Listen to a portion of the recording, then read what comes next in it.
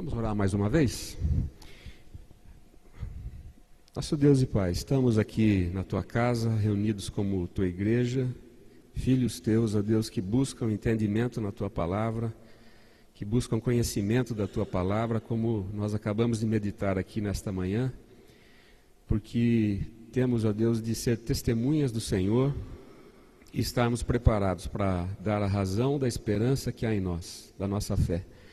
Que o Senhor possa nos ensinar nessa manhã, abrindo os nossos corações, as nossas mentes, para que possamos entender a Tua palavra e encontrar ensinamentos para as nossas vidas, e mais do que isso, que nós possamos praticá-los. É o que nós te pedimos em nome de Jesus. Amém. Estamos estudando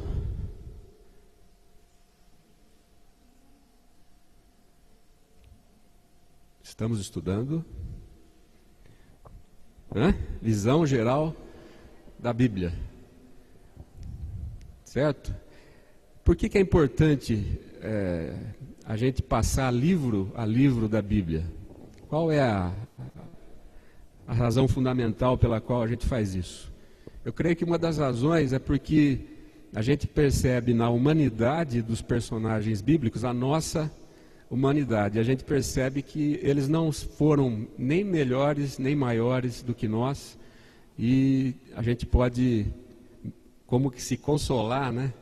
Assim, com relação a essa questão, pelo fato de pessoas como Abraão, Moisés, Elias terem momentos de grande exaltação, de vitórias, e também momentos de grandes derrotas e dificuldades. Isso também nos estimula para que nós vivamos a nossa vida enquanto crentes com esperança, com convicção de que, apesar de sermos quem nós somos, Deus nos sustenta, Deus nos leva à vitória. Nós estamos estudando, na sequência da visão geral da Bíblia, hoje o livro de 2 Samuel.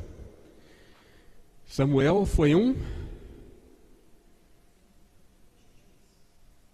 Quem era Samuel? Vocês sabem que eu gosto de perguntar, né? Porque ficar falando só não adianta. Quem era Samuel? Era filho de?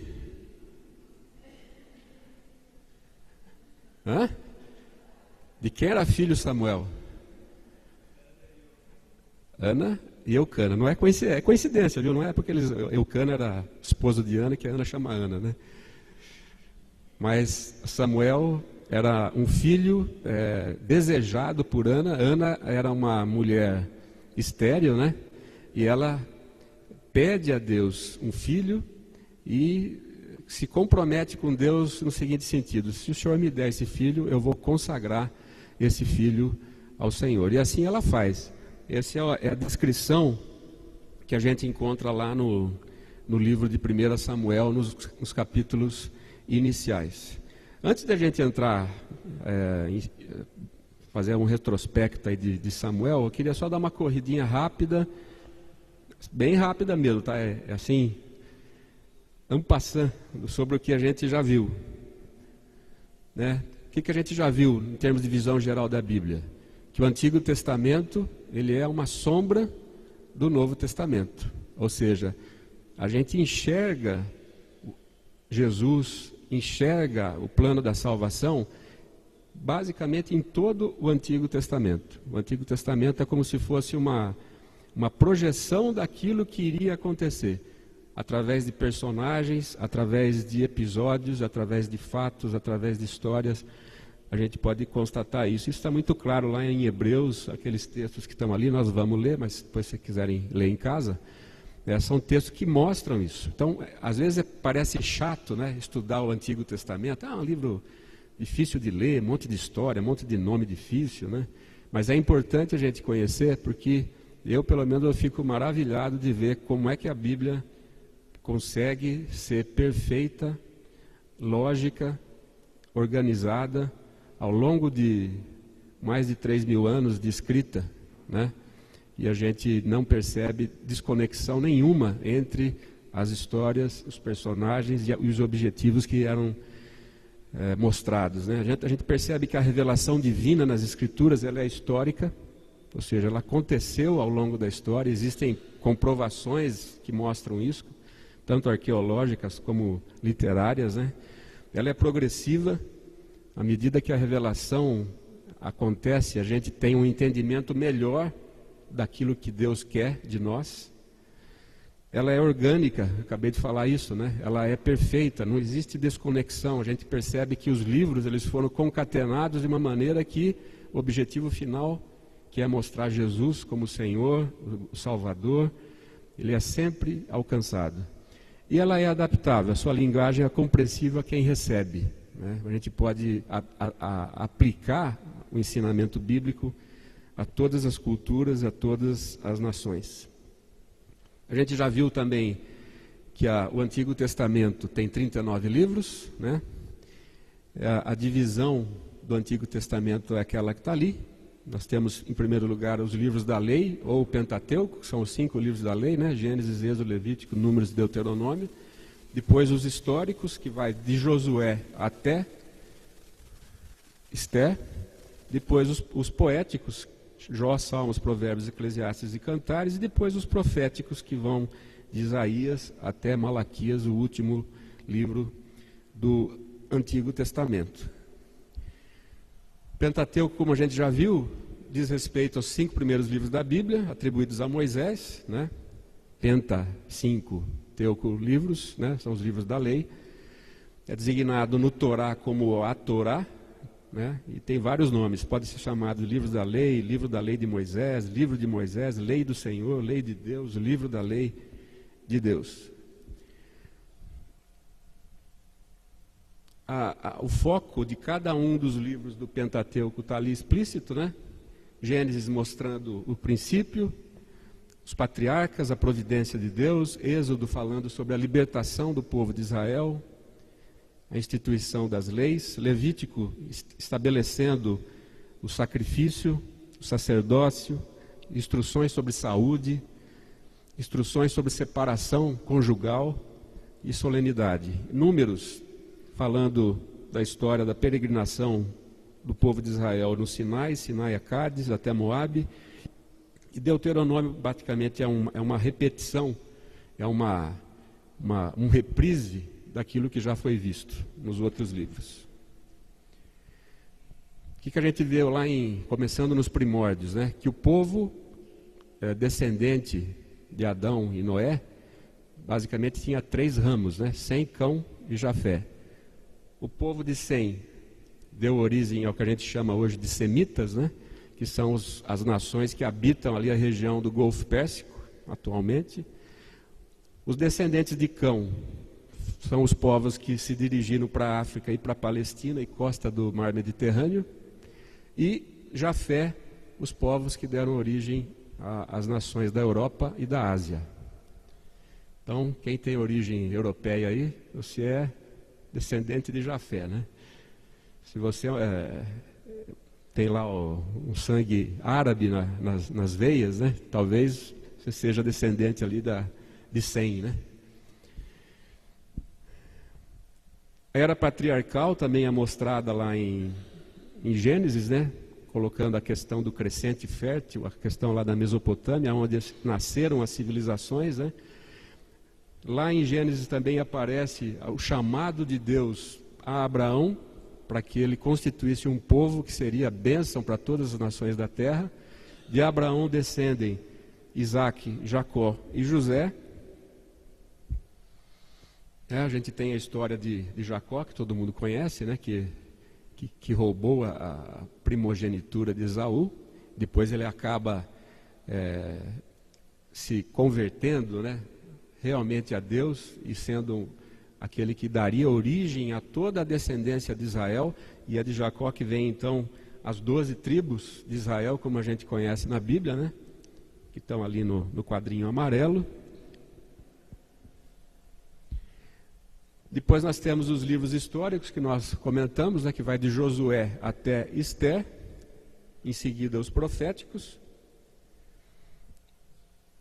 Esses livros históricos começam com Josué, depois nós temos na sequência Juízes e Samuel. Samuel é o último que nós estudamos com a Edileia, 1 Samuel, então hoje nós estamos vendo um dos livros históricos, que é o segundo livro de Samuel.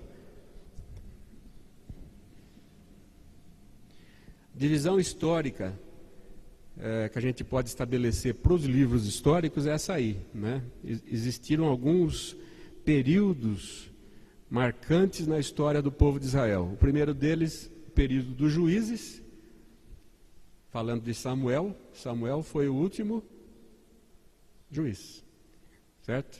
Então Samuel foi o último juiz do período dos juízes. Qual que é um juiz famoso aí que todo mundo conhece? Né? Sansão, né?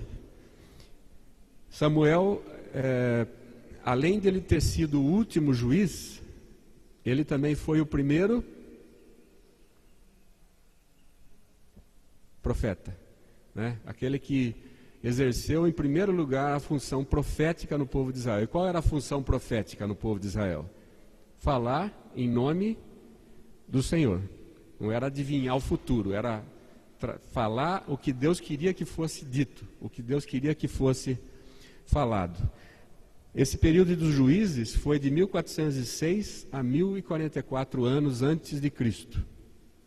Na sequência ao período dos juízes vem o período da monarquia, o período dos reis de Israel, que vai lá de 1044 até 536 anos antes de Cristo. E depois um período que a gente chama de restauração, que vai do cativeiro babilônico até o silêncio profético. São aquele período que quem já estudou aí história do povo de Israel é chamado do período do silêncio, né? É um período em que, se você pegar de Malaquias a Mateus, existe um interregno ali, um período, uma interrupção, onde parece que não aconteceu nada na história, né? Então, é esse período que a gente chama de período de restauração. No período dos juízes, quem governava o povo de Israel eram os juízes, né? No período da monarquia, quem governava o povo de Israel eram os reis. E no período do silêncio, ficou ali o povo de Israel sendo oprimido por outros povos, entre eles a Síria, a Pérsia, os medos, os persas, né? Então, não havia governo porque eles estavam subjugados, estavam escravizados, certo?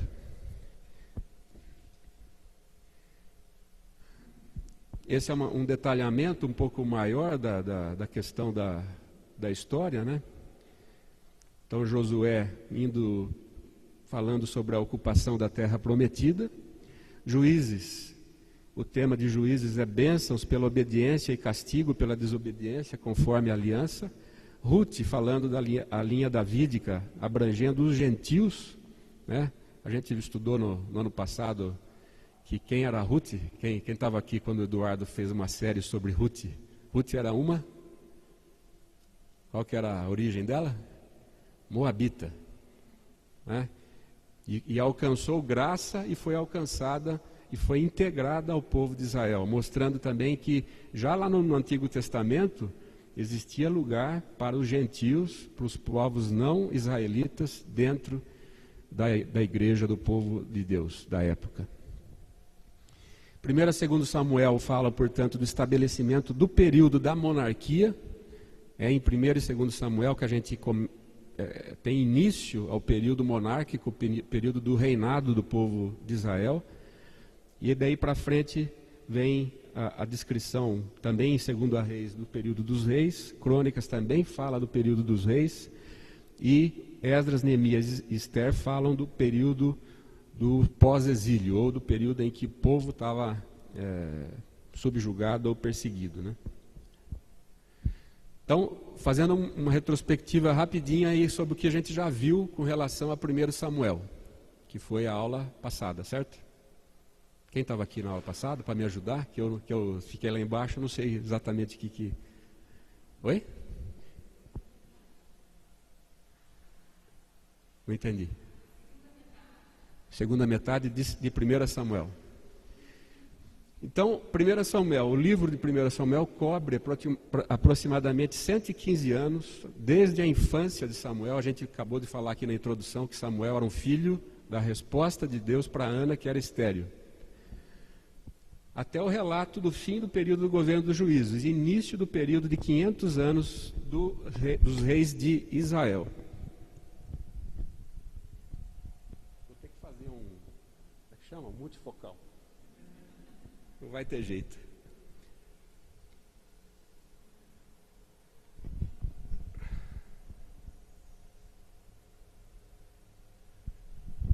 Está meio duro de ler ali, né? Mas só para vocês terem uma ideia. A segunda coluna ali é a relação dos reis de Israel. Para vocês terem uma ideia de quanto rei que teve, né? E, inclusive, falando da história dos reis, a gente vai ver que os reis são classificados, né? Em reis que, segundo o termo bíblico, andaram com o Senhor, e reis que não andaram com o Senhor. Então, é importante fazer essa distinção, que dentro do período monárquico, a gente teve oscilações, né? Reis que andaram com Deus, reis que se desviaram da palavra de Deus. Quando os reis se desviavam da palavra de Deus, Deus mandava o profeta e lenha no povo, né? Então essa era a função profética na época.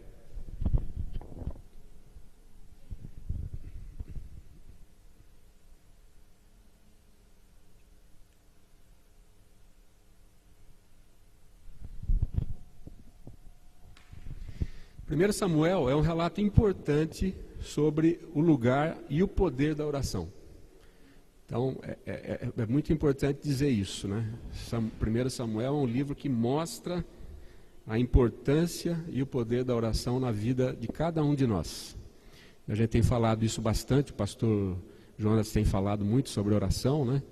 E a resposta à oração de Ana, que pedia a Deus um filho a quem Deus pudesse usar, a vitória do povo de Israel, as vitórias que o povo obteve nas lutas contra os povos pagãos que eram vizinhos lá na terra prometida, e a oração de intercessão de Samuel pelo povo, para que Deus o abençoasse e desse vitória, é uma nota dominante no livro de 1 Samuel.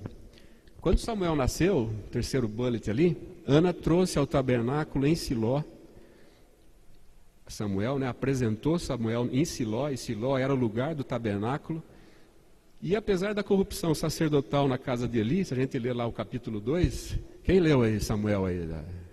Primeiro capítulo, todo mundo leu? Que a função aqui, a obrigação do povo é ler os livros, né? Então eu não estou falando novidade, né? Estou falando que vocês já leram, certo? Havia corrupção sacerdotal na casa de Eli. Os filhos de Eli, Áfines e Finéias, né, eram corruptos. Queriam se beneficiar das benesses da classe sacerdotal, né? E apesar dessa corrupção, Samuel se manteve fiel. Numa batalha com os filisteus, a arca da aliança, todo mundo sabe, né? A arca representava o que mesmo? A presença de Deus, né? A arca era o símbolo da presença de Deus. Essa arca, numa batalha com os filisteus, ela é tomada, ela é roubada e é levada de Siló, e Eli morre. Vocês devem ter visto lá a história que chega um mensageiro dizendo que os filhos de Eli tinham sido mortos na batalha e que a arca tinha sido roubada. Aí, o que acontece com Eli? Capota, né? Estava sentado numa cadeira, vira para trás, quebra o pescoço e morre. O povo começou a lamentar-se e Samuel convoca o povo ao arrependimento, ao abandono dos ídolos, e isso acontece. Samuel ergue um altar e o chama de Ebenezer, que quer dizer pedra de ajuda. E pedra de ajuda também já tem aqui uma prefiguração de Cristo, que é a pedra angular, né? Aquela pedra fundamental. Por meio de Samuel, Deus estabeleceu uma nova forma de tratar com Israel, os profetas. Então, Samuel inaugura a geração profética.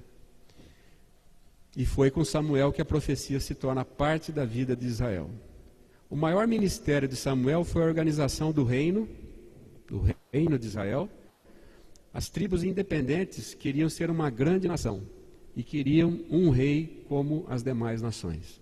Aqui a gente começa com os problemas, né? O povo de Israel era rodeado de nações que eram pagãs e que tinham seus reis. E olhando para essas nações, qual foi o pedido do povo de Israel para Samuel? Nós não queremos juiz, não, nós queremos um rei que governe sobre todas as nossas tribos. Um rei terreno, né? E isso acaba realmente acontecendo. Então, as 12 tribos de Israel, que estavam distribuídas daquela maneira ali, né? Todos os filhos lá, os 12 filhos de Jacó, com exceção de Levi, que não tinha terra. Por que Levi não tinha terra?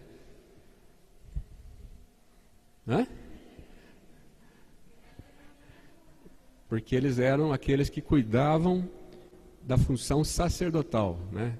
Eles eram encarregados do serviço do tabernáculo, serviço do culto da época, né? Então eles eram sustentados pelas demais tribos.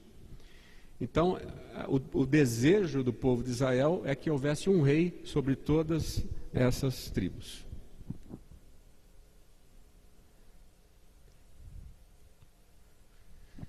E aí, o que acontece? Saul é escolhido rei. O que a Bíblia fala sobre Saul?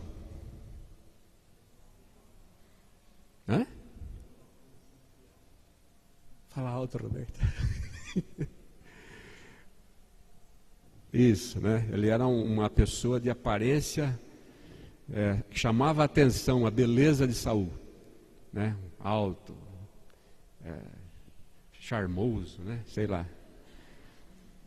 E aí começa a aparecer alguns problemas, né? O que a gente já depreende disso? Que nem sempre as aparências revelam o que vai no interior das pessoas, né? É preciso que a gente tome cuidado com as aparências.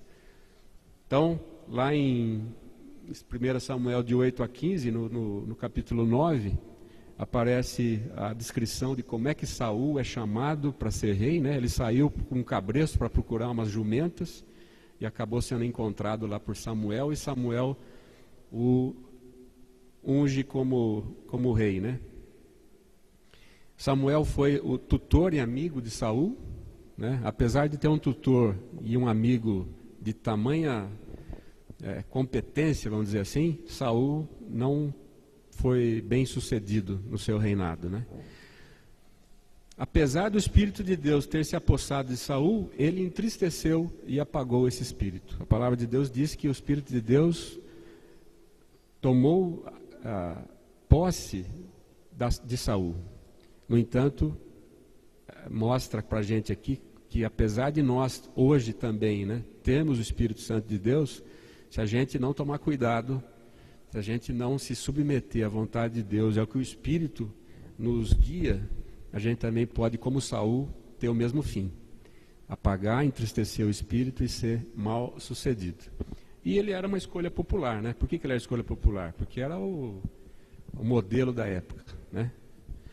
Através dos anos, Samuel entristeceu-se com Saul. Quando ele falhava, Samuel era fiel em adverti-lo. Samuel sempre foi fiel em chegar lá e puxar a orelha de Saul. No entanto, a obstinação de Saul fez com que Deus o rejeitasse como um rei. Quais são alguns exemplos da obstinação de Saul? O primeiro deles, a presunção no altar. O que Saul fez de errado? Ele quis tomar o papel sacerdotal, ele mesmo oferecer sacrifícios, é o que está descrito ali. Crueldade com Jonatas. Jonatas era quem?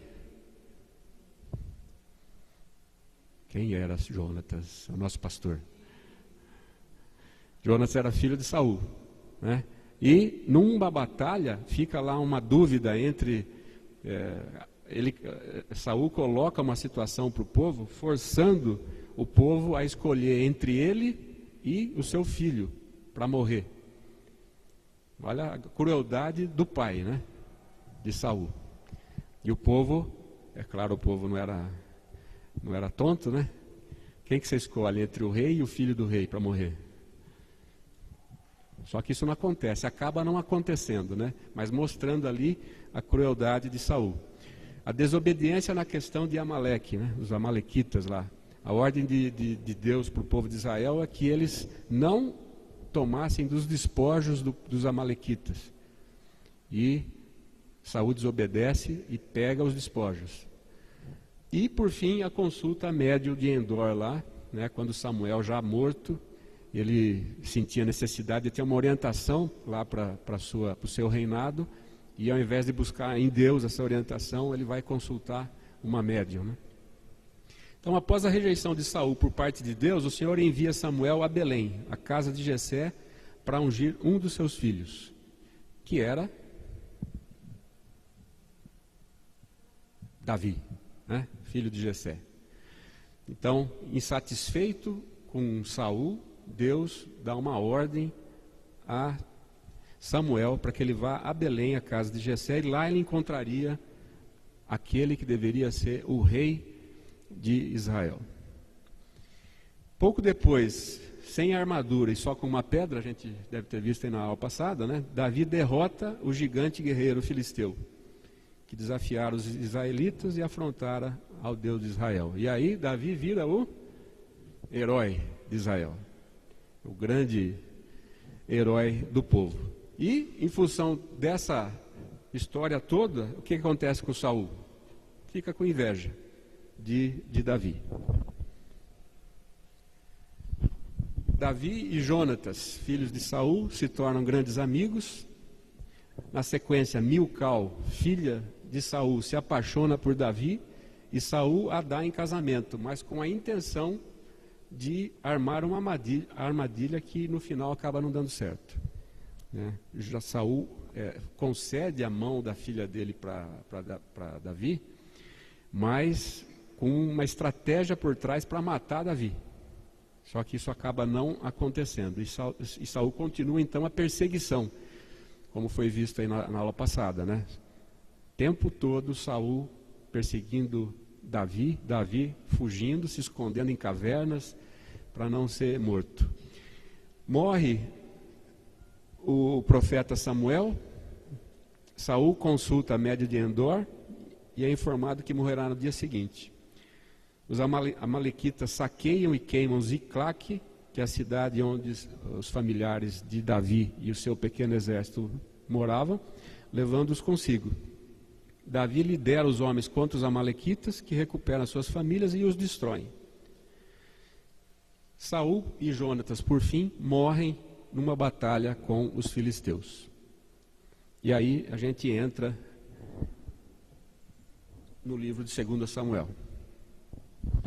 Então, 1 Samuel registra o fracasso de Saul, o rei pedido pelos homens, não aquele rei designado pela vontade de Deus. 2 Samuel descreve a entronização de Davi. Então, se 1 Samuel fala de Saul, o rei pedido pelos homens, 2 Samuel tem como foco Davi, que é o rei designado por Deus.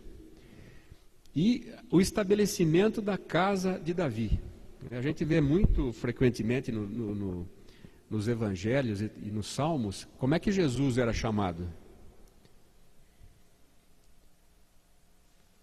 Filho de Davi, né? Um dos nomes de Jesus era filho de Davi, mostrando então que em Davi se estabelece o conceito histórico que a gente chama de casa de Davi, através do qual Messias, Jesus Cristo, viria mais tarde. Quando ele voltar, Cristo se assentará no trono de Davi. É o que diz lá em Isaías e em Lucas, aqueles dois textos que estão ali referenciados. E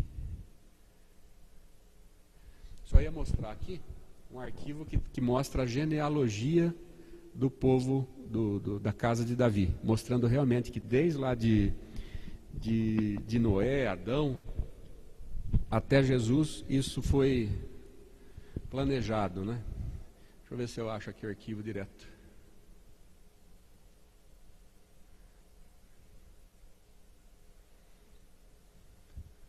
Então dá uma olhada aí. Haja paciência para fazer isso, hein?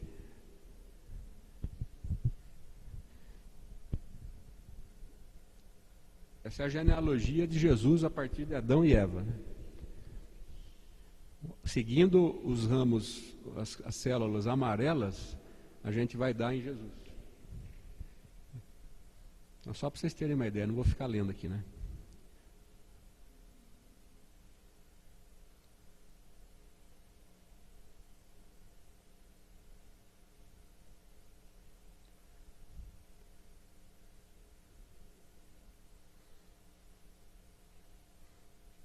Essa turma de baixo aqui, ó.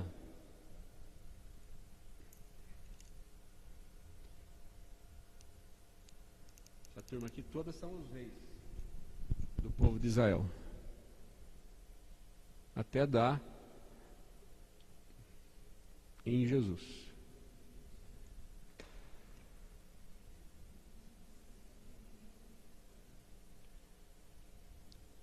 Está mostrando que realmente Deus, quando Ele planeja, a palavra dele não volta vazia.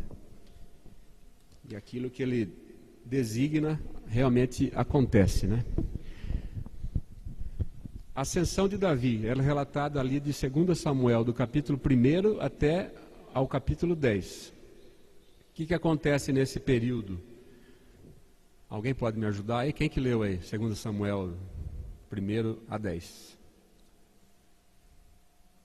E Davi passa a ser reconhecido como rei sobre Judá e reina desde Hebrom.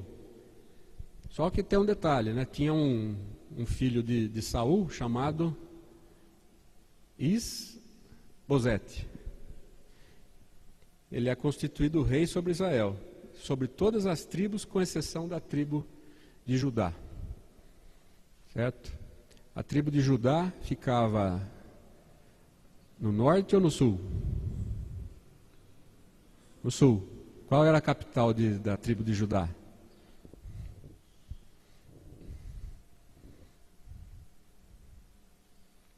Jerusalém, né? Qual era a capital depois, mais para frente, no Reino do Norte? Samaria, né? Então, esse Isbosete, filho de Saul, é constituído rei. Houve uma longa guerra entre a casa de Saul e a casa de Davi, mas a casa de Davi ia cada vez mais ganhando força, apesar de ser só a tribo de Judá, né? Através de uma série de circunstâncias trágicas, Isbosete é assassinado. Então, a partir do assassinato de Isbosete, todo o reino de Israel passa a ficar sob o comando de Davi, o segundo rei, né? Davi então torna-se rei sobre todo Israel, sobe a Jerusalém para tomá-la dos jebuseus e lá estabelecer o seu trono. O que acontece aí? Lembra da arca lá que tinha sido roubada? Lá em 1 Samuel, quando Davi é rei sobre todo o povo de Israel, ele sobe até os jebuseus e recupera a arca que havia sido roubada. Então esse aí é o caminho da arca, né? Ela veio lá na peregrinação até chegar à terra prometida, estava lá em Siló, lembra lá de Siló, onde Samuel foi apresentado como oferenda de Ana para ser sacerdote, né? Então ela é roubada lá de Siló e é levada para Kiriat Jearim, e vem então Davi, a toma de volta e a leva para Jerusalém. Isso tem uma importância grande do ponto de vista histórico, porque é como se o povo de Israel tivesse recuperado a sua dignidade, né? A arca representava a presença e a glória de Deus no meio do povo.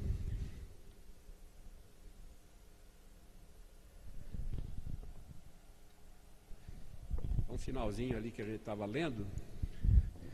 Davi decide levar a arca da aliança para Jerusalém, A primeira tentativa dele foi frustrada, mas 3 meses depois ele consegue chegar a Jerusalém e a coloca num novo tabernáculo até que fosse construído o templo. Mais para frente, lá nos livros que vão se seguir, a gente vai ver que nasce no coração de Davi o desejo de construir um templo, onde a arca pudesse ser colocada, o povo pudesse se reunir para adorar a Deus, e na verdade Deus ordena que isso não acontecesse por meio de Davi, mas sim por meio de Salomão.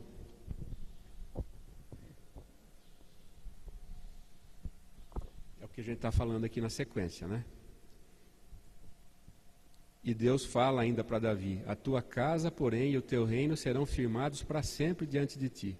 Teu trono será estabelecido para sempre. Mostrando que apesar de ele não ser aquele que iria implantar o templo, ele teria, pela sua posteridade, a sua casa firmada e estabelecida para sempre, porque dele descenderia também Jesus, como a gente acabou de ver. Nos capítulos 11 a 20 de 2 Samuel, a gente vê o declínio de Davi. E aí, qual foi a razão do declínio de Davi?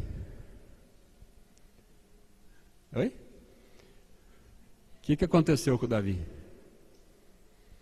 Ele que era o rei de todo o povo de Israel, querido, o herói que havia derrotado Golias, aquela pessoa em quem todas as pessoas depositavam a sua admiração, a sua confiança. O que acontece com ele?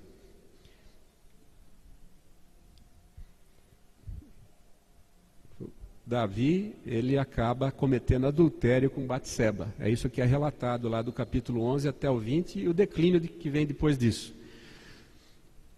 E comete, além de tudo, o homicídio contra Urias, que era o marido de Batseba.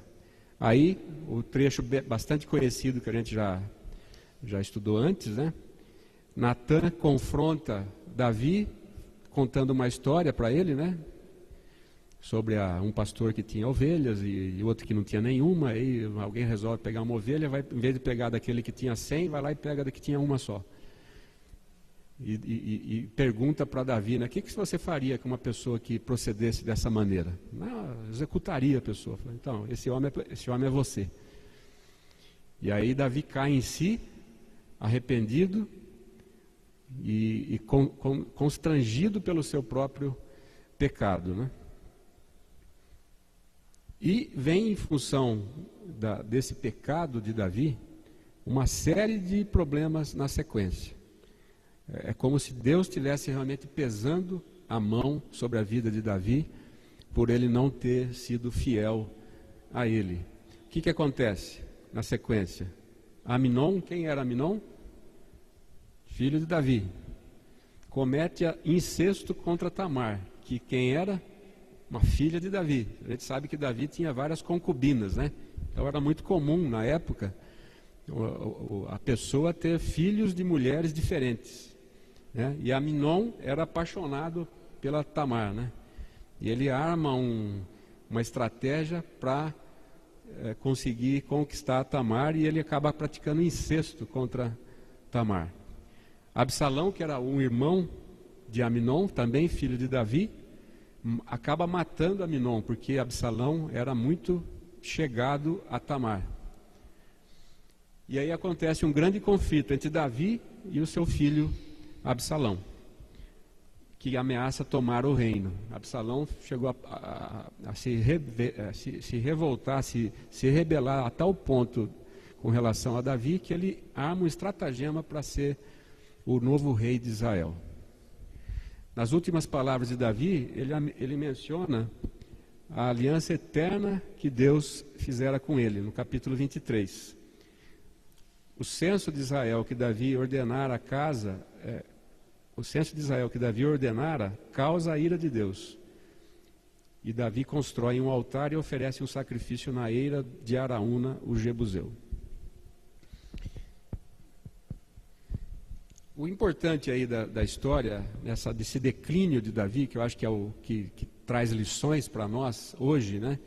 é a gente examinar os passos da queda de Davi. Se a gente lê lá o relato do adultério de Davi, como aconteceu, em primeiro lugar, onde é que estava Davi? Estava todo mundo na guerra e ele em casa, né? Passeando pelos jardins, né? Estava ocioso. Qual o ensinamento que a gente absorve dessa primeira descrição do declínio de Davi? É aquela velha frase, né? Cabeça vazia, oficina do diabo, né? Então, cuidado com a ociosidade. Cuidado com os momentos em que a gente fica sem ter o que fazer, sem ter o que pensar, porque os nossos pensamentos vão longe, e às vezes vão longe de Deus. E foi isso que aconteceu com Davi, estava ocioso. Se fosse só aí, até que estava bom, né? Mas além de estar ocioso, ele age. Então, passeando lá pelos jardins do palácio, ele vê Batseba tomando banho lá, nua, lá numa casa da frente. E se ele tivesse só ficado no olhar, menos mal, né? Mas ele age, ele vai em busca daquela mulher, se aproxima daquela mulher. Então, até aí a primeira bullet ali, o estava ocioso, é aquela história, né? A gente não pode impedir que o passarinho pouse na nossa cabeça, né? Mas a gente pode impedir que ele faça ninho, né? E Davi ali não impediu, ele, pelo contrário, ele nutriu os desejos carnais impuros por aquela mulher e não foi fiel a Deus. Pior, para ficar com aquela mulher com a qual ele tinha cometido adultério, ele planeja a morte de Urias. E se a gente lê lá no último texto, ele tenta tapar o sol com a peneira, dizendo acho que para Joabe, se não me engano, que era dos líderes do exército de Israel, não fica triste não, né? Se não fosse Urias ia morrer outro, né? Mais ou menos assim as palavras que Davi fala para Joabe, para tentar, porque Joabe estava constrangido com a morte de Urias, né? Porque é uma armação tremenda, né? Então Davi tenta tapar o sol com a peneira, que é o comportamento normal quando a gente peca, né? A gente quer tapar o sol com a peneira. Não, mas aconteceu tal coisa, aí eu começo a achar justificativas, achar argumentos, achar razões para o nosso comportamento errado. As consequências do pecado de Davi. Apesar de nos perdoar, Deus não nos isenta das consequências do pecado. Alguém pode ler para mim ali, 2 Samuel 12, versículo 10?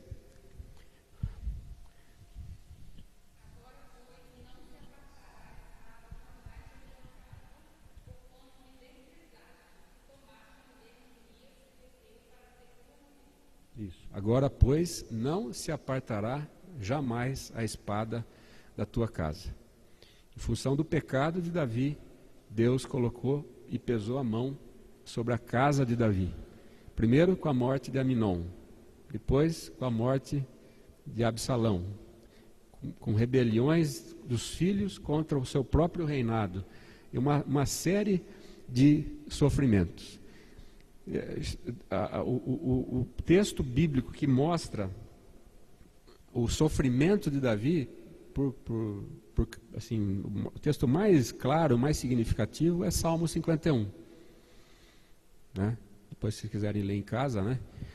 Mas o Salmo 51 é o salmo que Davi escreveu nessa situação de dor, de sofrimento pelo seu pecado.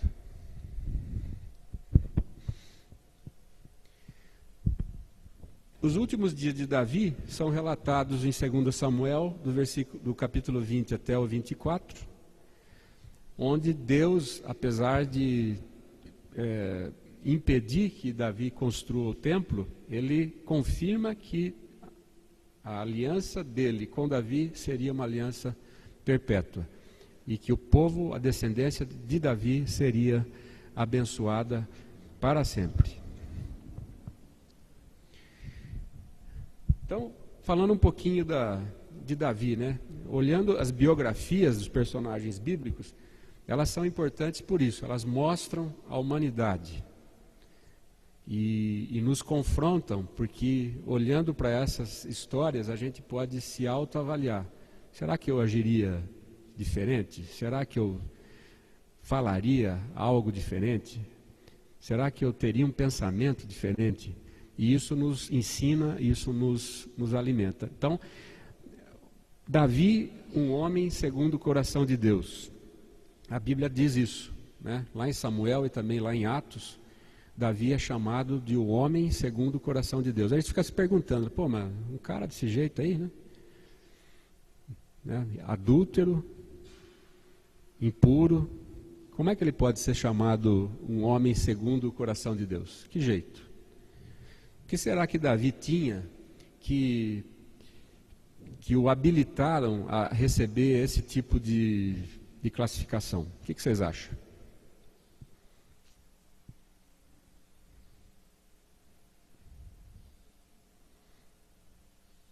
Estefânia, está com um cara que sabe.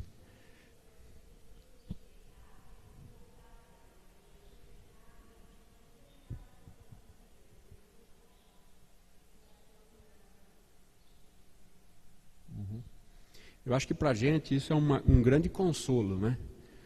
Porque muitas vezes a gente acha que Deus está esperando de nós a perfeição absoluta, né?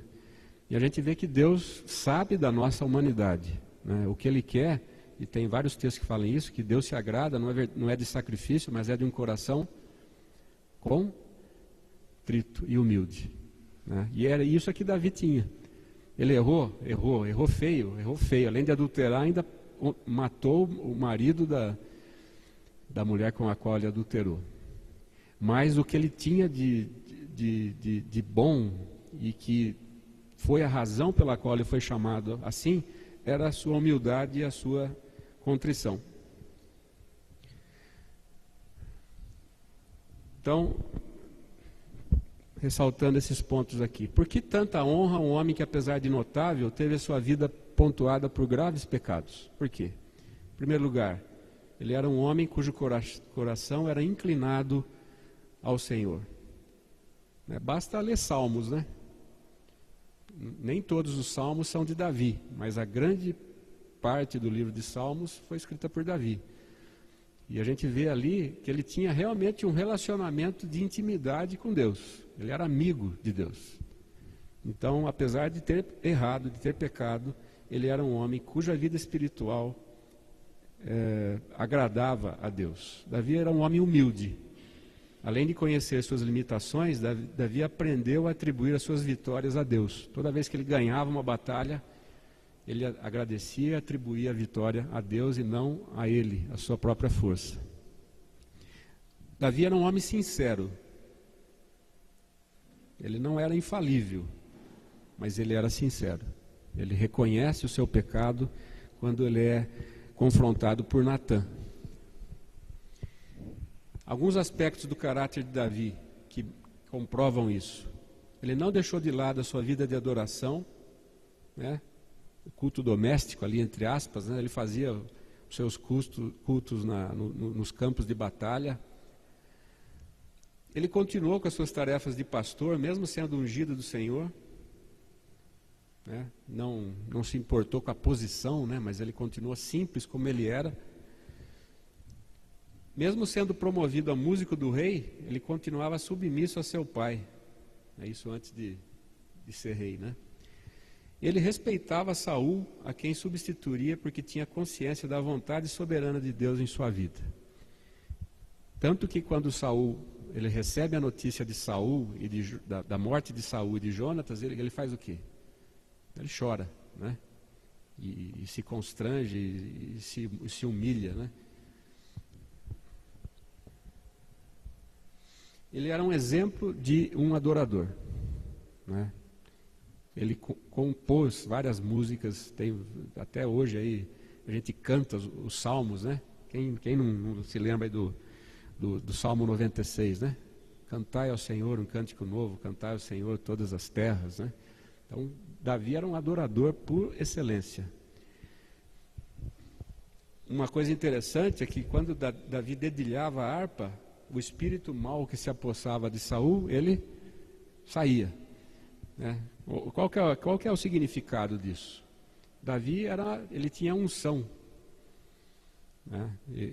A gente tem que se observar, se mirar no exemplo de Davi com relação ao louvor também, né?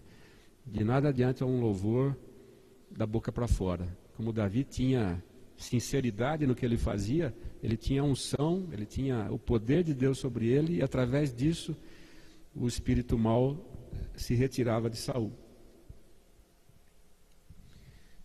Opa. Além disso, Davi foi um homem que aprendeu a lidar com sentimentos humanos. Ele aprendeu a lidar com a vingança. Ele tinha a chance de matar Saul e não o fez. Ele aprendeu a lidar com a ira, né? Várias situações em que ele poderia ter usado a sua posição de rei até para condenar pessoas à morte, e ele não o fez. Ele aprendeu a lidar com misericórdia, né? No episódio lá de 1 Samuel 25, Davi foi abordado por Abigail, que o convenceu a não levar adiante seu plano de vingança. E ele aprendeu a lidar com a longanimidade, tendo paciência com relação aos seus inimigos e seus adversários. Então, para a gente concluir, pessoal, Davi, né? Tomando Davi no conjunto de suas qualidades, Davi foi uma pessoa ilustre. Foi humano, foi pecador, mas foi ilustre. Intensamente humano, impulsivo, de alma grande, excessivamente generoso, fez algumas coisas muito erradas, mas tendo-se em conta sua condição de soberano oriental, foi um homem notabilíssimo. De alma e coração, devotou-se a Deus. Num mundo de idolatria e numa nação que a miúde resvalava para o culto dos ídolos, Davi permaneceu firme como rocha em favor de Deus. Em todas as circunstâncias da vida, procurava contato com Deus na oração, na ação de graças e no louvor. Suas duas grandes realizações, segundo o Manual Bíblico de Halley, foi o estabelecimento do reino de Israel e o livro de Salmos. Então, segundo Samuel, o resumão é esse aí, né, do livro.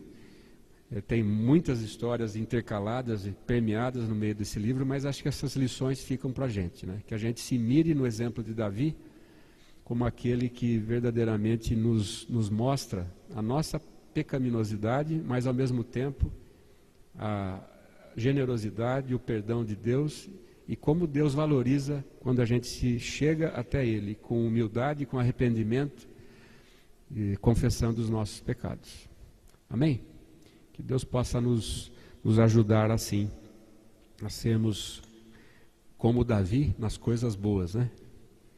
E abandonar o exemplo mau de Davi, olhando só para os lados e para os exemplos bons que ele nos deixou.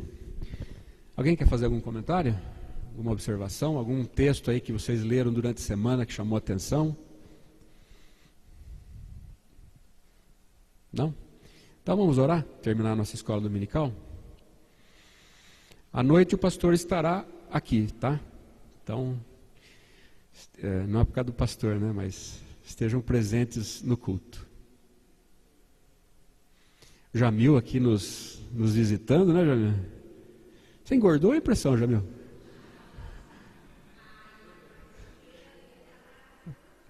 Eu também estou achando, ele tá cheinho, né?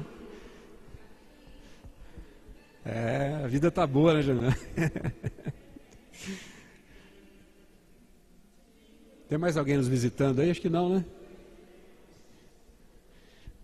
Então tá bom, vamos ficar em pé para a gente terminar com uma oração?